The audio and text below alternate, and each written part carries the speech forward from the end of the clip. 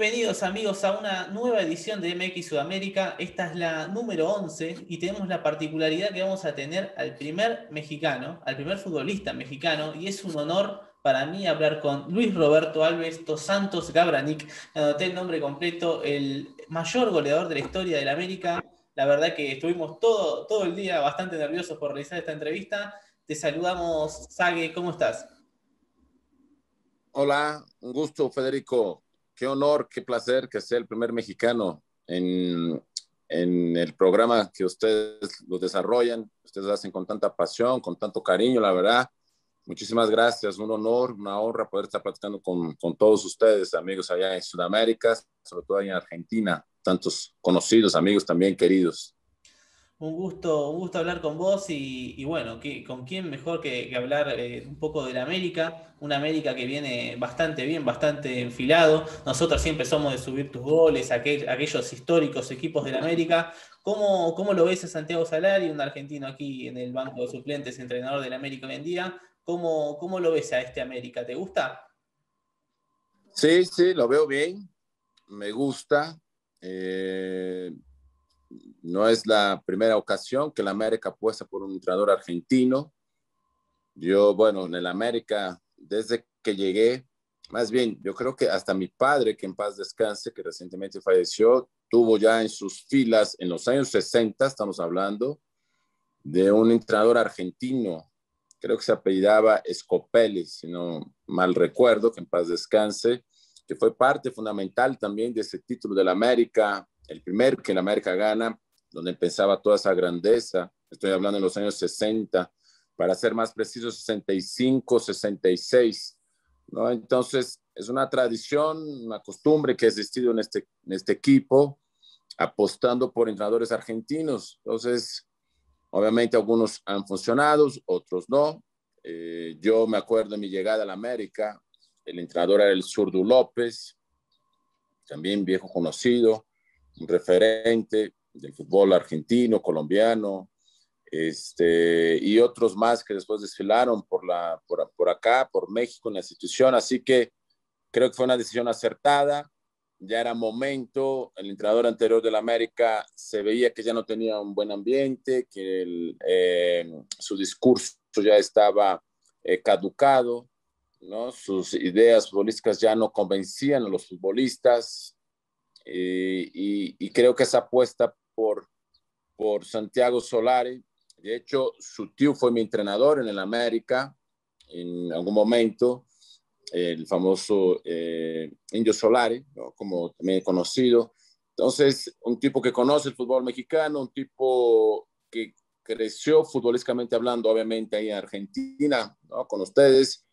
Pero lo más importante, yo creo que es esa combinación que existe en Santiago, que es su desarrollo como entrenador, que fueron hechos allá en Europa. Entonces, en esa combinación de una formación como futbolista y ya después mucho más ya maduro, ya con otra percepción del fútbol, con otra visión, con otra interpretación del fútbol, viene a la América y empieza a imponer su sello, su estilo.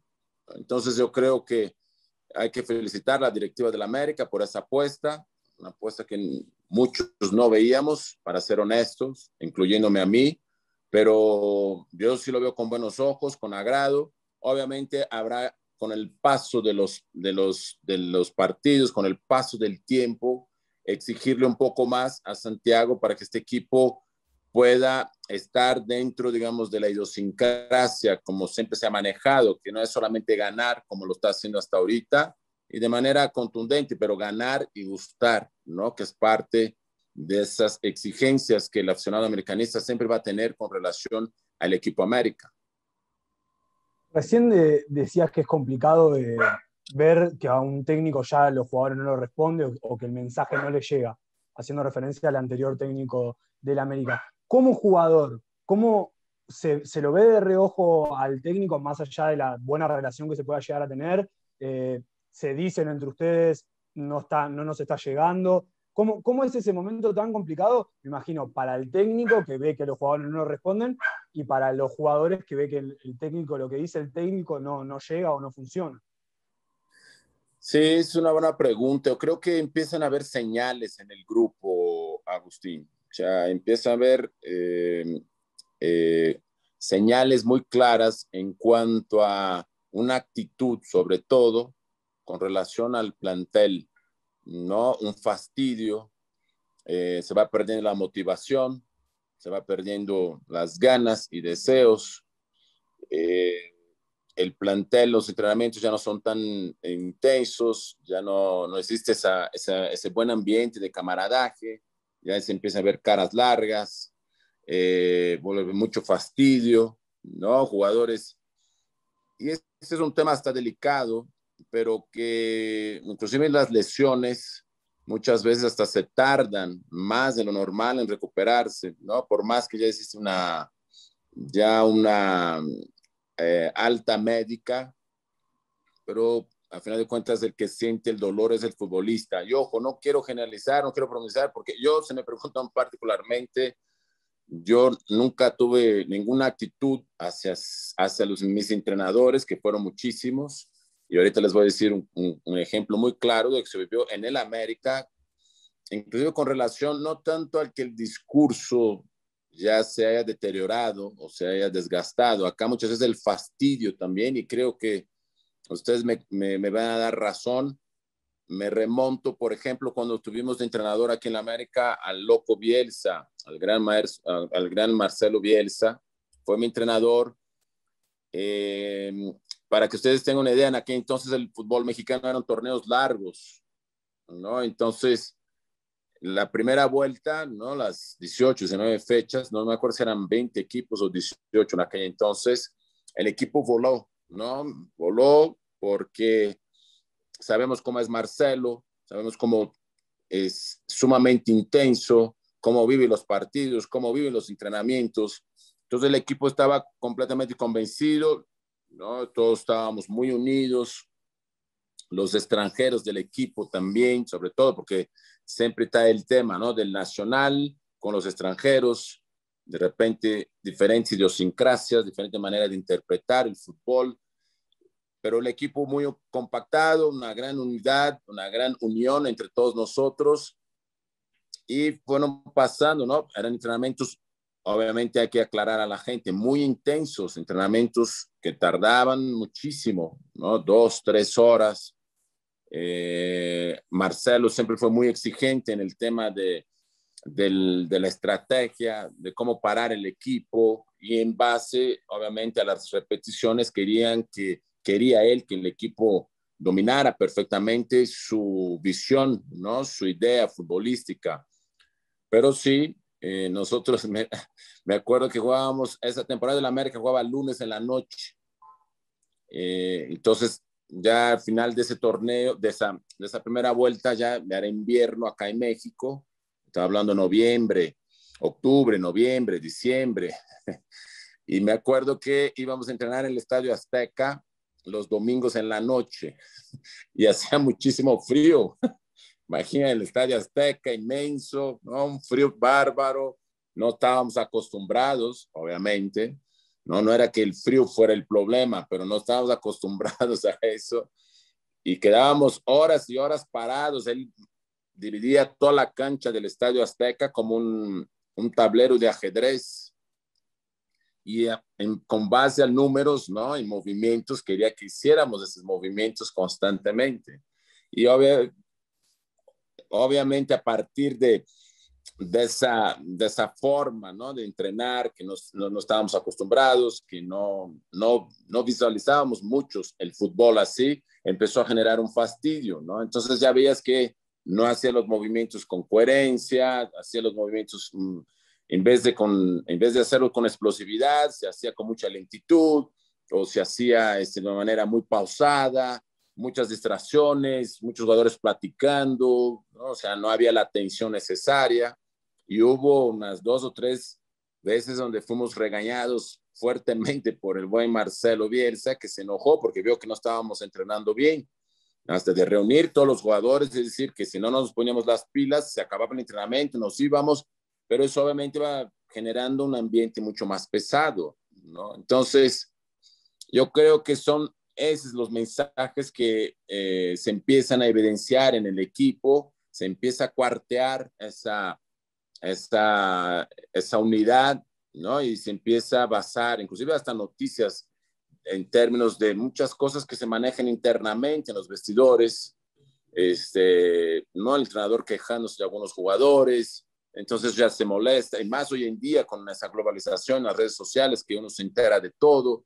En fin, son muchos mensajes que uno se va captando, uno va entendiendo, y también como entrenador vas viendo que la respuesta no es similar, y creo fue lo que pasó con el entrenador anterior del América, regresando un poco a tu pregunta, de Miguel Herrera, que el equipo ya no correspondía, inclusive veías las actitudes dentro del terreno de juego, cómo entraban los jugadores. Hoy una de las grandes virtudes de Santiago es que ha recuperado muchos jugadores que tal vez para la etapa de Miguel Herrera ya estaban, ¿no?, desahuciados, ya no servían. Hoy nos damos cuenta que los jugadores, porque hay ya ese instinto del exfutbolista, uno que vivió tantos años, cómo el jugador está comprometido, cómo corre, cómo hace un sprint, con qué determinación va. Entonces, todas esas señales forman una manera de poder interpretar, tanto por parte de la directiva, por parte del cuerpo técnico y de los jugadores, qué momento, cómo es el ambiente actual del equipo. Y el América, yo creo que la gota que derramó el vaso fue la eliminación contra el Guadalajara, el mismo equipo que hace 3 semanas el América le dio un baile tremendo, ¿no? Bajo la dirección de Santiago se ve la motivación, cosa que hace 2 meses atrás ese mismo Guadalajara le puso un baile al América tremendo, eliminándolo en los dos partidos, tanto acá en México como allá en Guadalajara. Entonces yo creo que esa cortina de humo ya estaba muy marcada, era muy clara, que ya los jugadores no estaban convencidos de lo que su entrenador, en aquel entonces Miguel Herrera, les quería o les exigía a ellos. Así es, y me quedé un poco en lo que contabas de Marcelo Bielsa. Bielsa en el año 1995, hace poquito en nuestra página posteamos una entrevista de él donde hablaba muchísimo de vos y te elogiaba muchísimo cuando vos Sí. me habías explicado de que eras un jugador que quizás por momentos tenías que despegarte un poco y juntar toda la agresividad para en una jugada aparecer con todo y ser determinante. Generó haber escuchado esto de Bielsa, si lo escuchaste en su momento o lo escuchaste años después? Y respecto a lo que es la metodología de trabajo en el día a día, ¿crees que hoy el fútbol se asemeja bastante al estilo que plantea Bielsa en general? Yo creo que sí.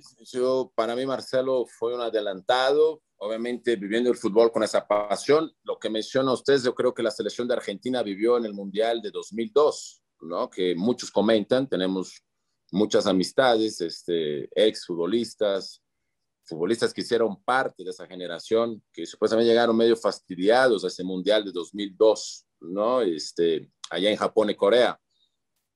Sí, ¿no? Sí, correcto, ¿no? Cuando lo eliminan precisamente bajo el mando, después de haber hecho una eliminatoria espectacular, ¿no? Llega el Mundial y viene como que ese bajón, precisamente por esas exigencias. Yo siempre he sido de la idea, Federico, que el jugador tiene que estar siempre a disposición del entrenador. Obviamente hay que ver un diálogo y una apertura, ¿no? Pero yo siempre me catalogué como un jugador de equipo. Yo nunca fui un jugador egoísta que quería que el equipo jugara en relación a mi persona, por más que fuera, ¿no?, tal vez en su momento la figura del equipo o una de las figuras del equipo. Y tampoco buscaba un lucimiento personal sobre el equipo. Yo siempre entendí que el fútbol, primero está lo colectivo, primero hay que ganar, y ya ganando, entonces después podemos hacer lo que querramos, ¿no? El túnel, el sombrerito, hasta bajar la intensidad, sabiendo de antemano que ya tienes garantizado un triunfo o, ¿no?, una actuación de esas memorables. Eso siempre me quedó muy claro. Entonces, con Marcelo, afortunadamente, y me acuerdo que tuve, la única vez, es también buen chisme, bueno, una anécdota. La única vez que me corrieron de un entrenamiento fue precisamente con Bielsa, a raíz, y después ya después yo creo que ven esas declaraciones de él, porque un día él me preguntó, yo era el capitán del equipo, la verdad el equipo volaba, iba muy bien, y entonces en uno de esos entrenamientos yo obviamente siempre trataba de hacer con que mis compañeros estuvieran siempre muy atentos, ¿no? Porque siempre hay aquellos que están desatentos o no echan ganas, como todo capitán del equipo que tienes que imponer, ¿no? Un liderazgo, una forma de predicar con el ejemplo, que vean en ti un ejemplo, sobre todo los jóvenes, los más chavos. En ese entonces, en ese América, estaba empezando Cuauhtémoc Blanco, que era inclusive uno de los queridos de Bielsa, ya demostraba señales de que se iba a convertir en un gran futbolista, como así después de la historia le dio razón. Y entonces juntó el equipo, era un día entre semana, hacía muchísimo calor acá en México, un entrenamiento exhaustivos, el equipo cansado, y empieza a regañarnos que no estamos haciendo con la intensidad, con las ganas, deseos, y se voltea conmigo y me dice que obviamente después hasta te arrepientes, ¿no? Pero le agradezco el gesto porque nunca me evidenció. Entonces, con la prensa ni con la gente, nada más me llega y me dice, y usted, señor Zague, ¿no? Porque no sé así, señor, así de respeto. Usted, señor Zague, ¿qué opina de esto, de lo que estoy diciendo? Yo dice, lo que usted diga. Fue mi reacción. Le digo, sí, váyase al vestidor, váyase al vestidor, ya se acabó el entrenamiento para usted. Y estaba toda la prensa ahí, ¿no? Y yo, bueno, está bien. Me fui, obviamente toda la prensa, ¿no? Los que acompañaban el entrenamiento, que en aquel entonces eran entrenamientos mucho más abiertos, había mucha más flexibilidad, no eran entrenamientos tan cerrados como hacen hoy en día, ¿no? Que prohíben la entrada de la prensa. Entonces toda la prensa, ¿qué pasó? ¿Sabe qué pasó? Yo, no, nada, ya se acabó mi turno, mi entrenamiento. No, pero ¿qué se pelearon? Bien, yo no, nada, simplemente dijo que ya se me había acabado mi periodo de entrenar, ya me voy al vestidor, seguro. Y después le preguntaron a él cuando sale y lo mismo, ¿no? Entonces hasta en eso, ese código de respeto, pero sí se molestó que tal vez yo no lo apoyara en decir, sí, usted tiene razón, bla, bla, bla. Y después obviamente uno se arrepiente, ¿no? De eso, pero bueno, fue una anécdota, fue chistosa.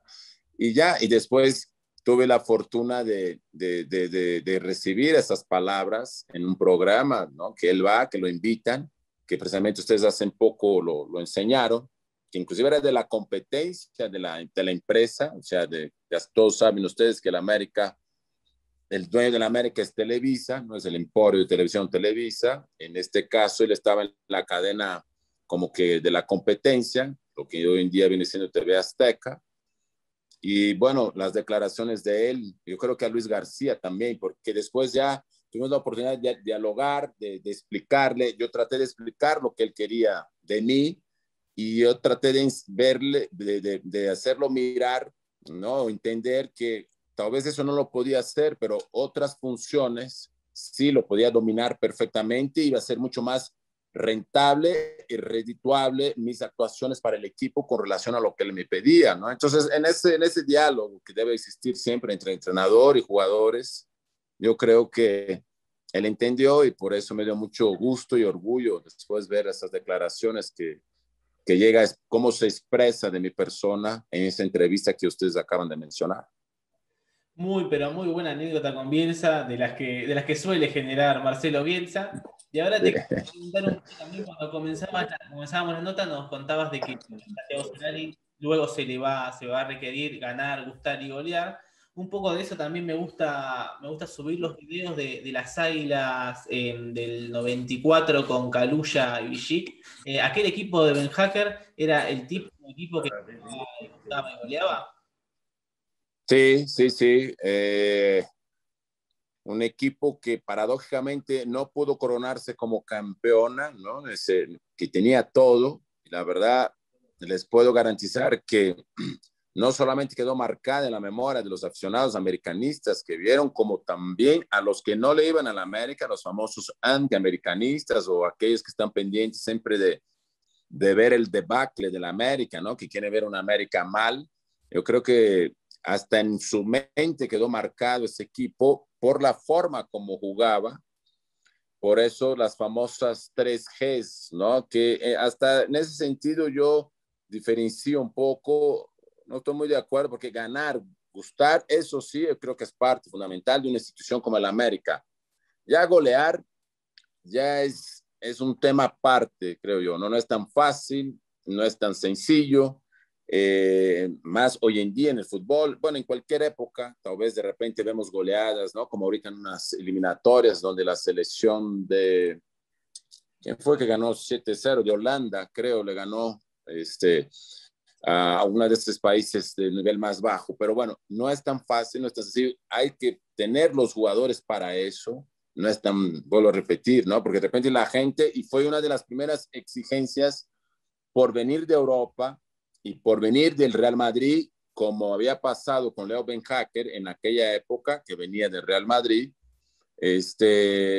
luego le exigieron a Santiago, ¿no? Eso, el América, hicieron el comparativo. Digo, es muy peculiar eso de las goleadas, pero ganar y gustar, sí, yo creo que debe ser una exigencia que no todos los equipos deben o tienen esa capacidad para hacer eso, porque tampoco su historia lo demanda. Acá en el América, sí, ganar y gustar, convencer, ¿no? Hablando claramente, yo creo que sí, debe ser prioridad, no solamente para el cuerpo técnico, para los jugadores que llegan y que deben de entender, y obviamente para la directiva que encabeza ese proyecto, porque así es la historia, ¿no? Y ustedes saben perfectamente lo que representa un River, un Boca, ¿no? Real Madrid, Barcelona, todo eso debidas proporciones y medidas, pero son las exigencias de los equipos grandes. Y el América, la creación del América se desarrolló en ese, ¿no? En esa forma, en esa visión que tuvo su dueño en su momento, Emilio Azcárraga Milmo, el padre del actual dueño del América, Emilio Azcárraga, Jan, y que a lo largo de la historia, en algunas épocas sí se pudo, otras no se pudo, pero era una exigencia fundamental, ganar y gustar. Entonces, yo creo que eso debe ser un mensaje muy claro, y me imagino que le deben de haber dicho a Santiago,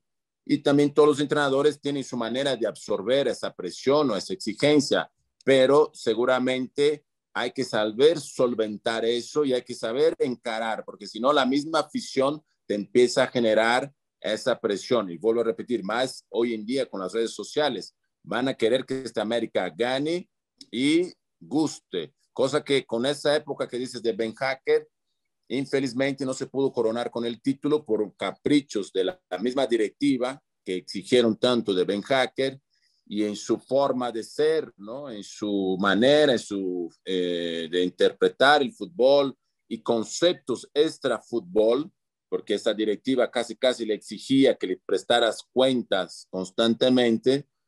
Hubo una ruptura, ¿no? Que estaba perfectamente pactado, que estaba, digamos, en el papel, pactado de que iba a haber un bajón en el equipo, podíamos perder unos partidos, ya venía la liguilla, pero el presidente se enojó, se molestó del América en aquel entonces, era Emilio Díaz Barroso, y se le hizo muy fácil correr a Ben Hacker, ¿no? Después de unas 2 o 3 llamadas de atención o que querían platicar con Ben Hacker en su forma dijo, no tengo que dar satisfacción a nadie, conozco mi equipo, conozco mis jugadores, y se cortó ese proceso de un equipo espectacular, un equipo que ganaba, gustaba y goleaba, entonces por eso es tan recordado ese equipo.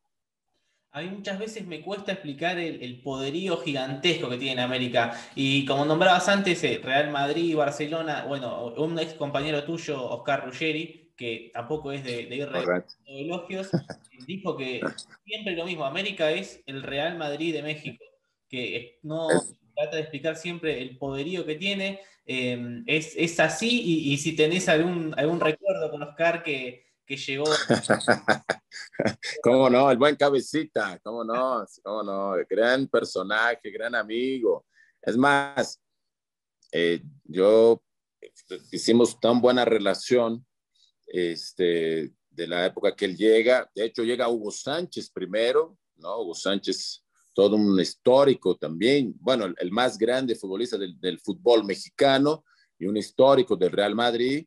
En su regreso a México, en sus últimos años, se viene al América, trae a Ruggeri, un equipo también espectacular, un equipo que precisamente eso, ¿no? Llenaba el Estadio Azteca, que ganaba, que gustaba. Y bueno, hubo una gran relación con el buen cabecita Ruggeri, gran persona, y paso. Me tocó enfrentarlo a él con la selección nacional, la famosa final esa de la Copa América, creo que el último título que Argentina ha ganado a nivel de selecciones en 1993, la Copa América. Pues él era el capitán, ¿no? Entonces me acuerdo que él mandó a toda la defensa, no me acuerdo los nombres, le decía a este, dale de patada, pero a cada rato, venga, mal agarre la pelota, no me acuerdo que me marcaba. Ustedes dale de patada. Yo le miraba y decía, cabecita, vas a ver, cabrón, ¿eh? Porque lo escuchaba, ¿no? Diciendo, ese dale de patada, dale de patada. Decía, vas a ver en México, güey. Tengo unos amigos ahí, te van a destrozar tu coche, te van a destrozar tu casa. Entonces, obviamente todo eso en plan de broma, ¿no? De hecho, nos toca enfrentar a Argentina en fase de grupos, primero en esa Copa América y después la final, que era la primera Copa América de México como invitado. Hice una gran amistad con él y tanto es así que el poco tiempo que me dan después de una oportunidad de ser directivo de la América, que era uno de mis sueños, cuando el presidente en aquel entonces, porque nunca fui el presidente, era el director deportivo, me dice, necesito un entrenador argentino, un entrenador que conozca el fútbol mexicano, que conozca el entorno, que tenga temple, carácter, que pueda interactuar con la prensa sin intimidarse, vaya, todos los requisitos. Yo dije, tengo el candidato perfecto, que era precisamente Ruggeri, ¿no? Entonces hablamos con él, que de hecho es en su momento, en aquel entonces estaba también Pasarela, que había sido campeón con Monterrey, que todavía estaba en esas facetas como entrenador, se llegó a tocar base con él, pero ya hablando directamente, pues, me incliné hacia Ruggeri porque había sido mi compañero en el América. Lástima que el proyecto no pudo trascender más, pero bueno, gran amigo, gran persona, gratos recuerdos y hasta hoy siempre, si nos vemos en alguna parte del mundo, nos saludamos con mucha efusividad y con mucho cariño porque vino a aportar cosas muy importantes para el América en su momento, el gran Cabezón Ruggeri. Nombraste varios jugadores, compañeros, que pasaron por el América y compartieron campo de juego con vos. Hugo Sánchez, Hermosillo, bueno, el mismo Cuauhtémoc, Ruggeri. ¿Cuál fue el jugador que más cómodo te sentiste dentro del campo de juego, que mejor dupla de ataque hiciste? Híjole, buena pregunta, Agustín. Yo creo que sin duda alguna de mexicanos fue con Hermosillo, fueron muchos años. De hecho, nos apodaron los compadres del gol, ¿no? Yo nunca fui un centro delantero, es chistoso, yo soy el máximo goleador de la América, pero yo nunca, yo no era 9, no era el típico cazagoles, al contrario, tenía que jugar en función de mis compañeros y tenía que hacer funcionar sobre todo los centros delanteros, porque era el clásico extremo izquierdo, muy abierto, que tenía que mandar centros, ¿no? Que profundizaba, que abría que los entrenadores, eso fue uno de los temas con Bielsa, que Bielsa tanto me cuestionaba, y que al principio le costó trabajo, ya después le expliqué, porque por un lado defensivamente me pedían muchísimo también que ayudara, ¿no? Ya haciendo un famoso papel o rol de un interior o un carrilero que prácticamente atacaba y defendía, pero tenía que, ¿no?, cumplir con esas metas de hacer funcionar mis compañeros, mis delanteros, y obviamente yo también quería hacer mis goles, ¿no? Entonces decía, a ver cómo puedo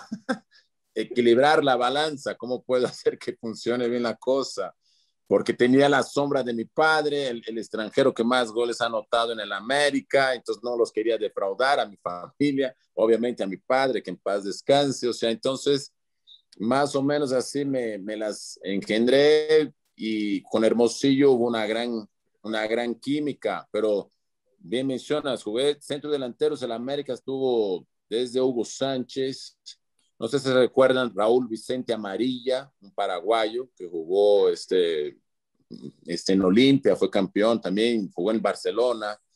Había François Mambilly, que el camerunés, que vino en esa época, importante de Ben Hacker. Nacionales, bueno, Luis García, que es mi compañero en Azteca, en la televisión. Estaba, ¿qué más? Un brasileño se llama Toninho. ¿Qué más estuvo? Ricardo Peláez, otro delantero mexicano, que también tiene una historia importante. En fin, muchos delanteros que yo tuve que jugar. Cedrés, el famosísimo Cedrés, que ustedes me imagino que también lo ubican perfectamente, que llegó para el América, Gabriel Cedrés, Gaby Cedrés. Entonces, siempre tenía que jugar en función de mis compañeros, pero creo que el que más fue explosivo esa sociedad, ¿no? que se genera dentro del terreno de juego fue con mi querido Carlos Hermosillo, mi compadre, que de hecho después ya se va, nos traicionó, se fue a Cruz Azul, el traidor. Increíblemente le dio el último título a Cruz Azul en 1900. Es correcto, así es. Y preguntarte un poco más, metiéndonos en la actualidad, por el tema ahora que surgió de Martino con Vela para los Juegos Olímpicos, ¿qué tenés respecto al seleccionado nacional? Yo la verdad apoyo y estoy totalmente de acuerdo con la respuesta que el Tata Martino le da a Vela, ¿no? O sea, la selección de fútbol de tu país no es como un menú, ¿no? Que tú escoges cuando quieres, cuando no quieres, con quién juegas, con quién no juegas.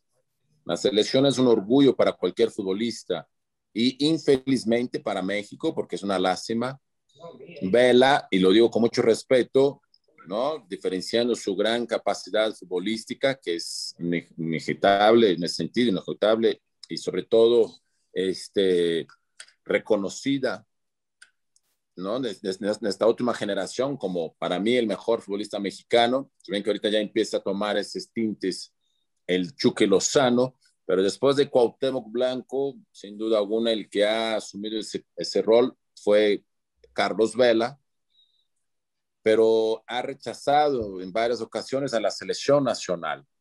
Y eso creo que no está bien para un futbolista, sobre todo cuando eres un ejemplo para muchos niños, ¿no? Y puedo entender que hay diferentes formas de pensar, tal vez yo sea un romántico del fútbol, como tal vez otros compañeros, pero la esencia del fútbol es la misma y nadie te obliga a convertirte en un futbolista, ¿no? En esta vida, tú lo haces por placer, por gusto, es un privilegio, es una de los grandes privilegios que tenemos nosotros, los exfutbolistas o futbolistas actuales, ¿no? De poder exercer la profesión que tanto deseaste desde niño. Y en ese afán, uno de los grandes sueños de cualquier niño es defender a tu selección, es jugar por la selección de tu país. Y Carlos Vela ha sido muy controversial en ese aspecto, dándose el lujo hasta de negar una convocatoria, de no ir a un mundial, como fue, para ser más específico, creo, el Mundial de Brasil 2014, en donde por algo que no sabemos, tal vez puede ser que existan motivos de fondo, pero de todas formas nunca se aclaró ese tema. Y si no se aclaran las cosas, pues uno llega a pensar que es por mala gana o porque no quiere, ¿no? Defender a la selección de tu país. Entonces, en fin, en ese culebrón, como decimos, ¿no? En esa novela, como quieran poner, ha sido últimamente la vida de Carlos Vela con relación a la selección mexicana. Ya después en Rusia sí quiso ir, ¿no? Digamos, entonces ahora sí voy. No sé, no sabemos por qué. Entonces no puedes actuar de esa forma. Hoy sí quiero, mañana no quiero. Hoy sí voy, mañana ya no voy. Y creo que el Tata, en ese sentido, con su congruencia, por cierto, discípulo de Marcelo Bielsa, ¿no? O sea, hay una gran relación, ¿no? De los dos, muy amigos, todo. Y lo aplaudo porque fue congruente, tan congruente como le está reflejando eso a la selección mexicana, ¿no? En esa apuesta también, y creo que muy acertada por parte de los directivos de encontrar un entrenador ecuánime, coherente en lo que habla, en lo que expresa y lo que trata de representar o transmitir al equipo, en este caso a la selección mexicana. Y es contundente diciendo que un jugador no puede condicionar al entrenador o al país o a los directivos con el tema de la selección, ¿no? Vuelvo a repetir, no es un menú de un restaurante que diga, hoy quiero esto, mañana quiero esto, hoy vuelvo a probar esto y mañana ya no quiero esto, ¿no? O sea, hay que ser congruentes y creo que fue acertada la decisión, encerrar el caso y dejar bien claro que pues ya, o sea, no es así, ¿no? O estás o no estás. Clarísimo, clarísimo. Te agradecemos muchísimo por estos minutos que se extendieron, por esta posibilidad de entrevistarte. La verdad que para nosotros es un honor que seas el primer mexicano, goleador histórico de la América. La verdad que es un lujo que nos damos en MX Sudamérica. Seguiremos recordándote con tus goles en América, en Necaxa, en Atlanta, en todos lados. Así que te agradecemos mucho por tus minutos y bueno, así cerramos nuestro episodio número 11. Hombre, un placer, un gusto. Vuelvo a repetir, muchísimos mexicanos, una gran influencia también en mi vida, en mi carrera, no solamente con entrenadores. Te dije de Bielsa, el Zurdo López, César Luis Menotti fue mi entrenador en la selección nacional, Ángel Capa, o sea, muchas escuelas, Bilardo mismo, la famosa selección de 86, que pude platicar muchas veces con él, ¿no? Y hasta hoy, bueno, con muchos de ellos, a lo largo de mi carrera Pachamé, o sea, grandes personajes y compañeros también, como el Cabecita Ruggeri, Leo Rodríguez, o sea, muchos jugadores que pasaron por el América, la verdad, un placer, un gusto y me siento muy honrado y privilegiado de ser parte del primer mexicano que entrevistan ahí en su programa. Muchísimas gracias, Federico, Agustín, un placer, a las órdenes, como siempre. Así pasó Sague por MX Sudamérica en este episodio número 11.